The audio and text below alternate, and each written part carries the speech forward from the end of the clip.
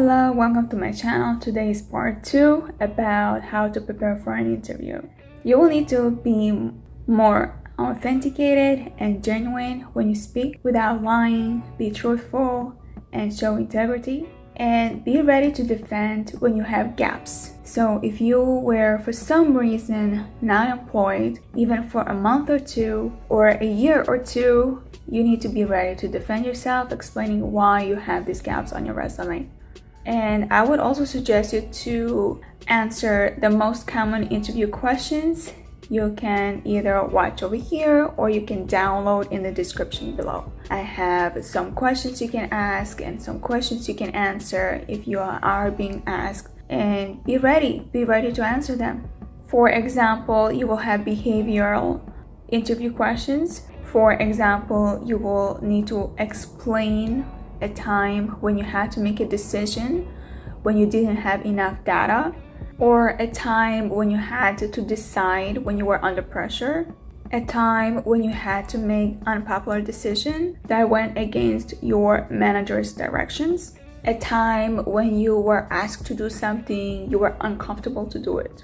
There are more questions like this that will pop up on the interview, it depending on your industry, depending on your experience, on the role that you are applying for. And be ready also to answer regular questions that might ask you, like, tell me about yourself, what made you change your career, or what is it that you are different than other candidates, why we should hire you, and so more questions like that. And at the end of the interview, they will ask you, do you have any questions for me?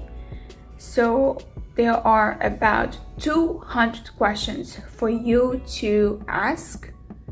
You can just pick maybe one or two because the interview, you don't want it to make it longer. So pick one or two out of those 200 questions. The link is in the description below for you to download. Some of the questions that I suggest to ask is, why did you want to work for the company from the beginning? What do you most enjoy about your work? How would you describe the company culture? However, those questions that you can ask, that's great. And some of the questions to look out for that could be illegal to ask on your employer's behalf. For example, you can watch a video over here that I have discussed 13 illegal questions out there that you should avoid answering. And if you are being asked out of these 13 questions, here's what you say. I'm not sure you can ask me that, with a beautiful smile.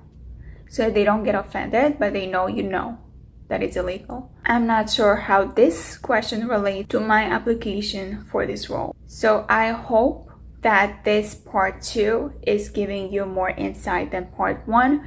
Stay tuned for part 3 coming up next.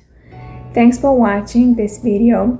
I would love to invite you to be part of my community where you are a member as a candidate chat room. Upon joining, you will receive tons of information. You will receive templates, ebooks, products, tips, advice, strategies, and weekly emails where you can actually ace your interview, build your career from ground up, and get promoted as needed. You can also ask any questions that you want, and I will be able to answer to my members first and then to my YouTube community.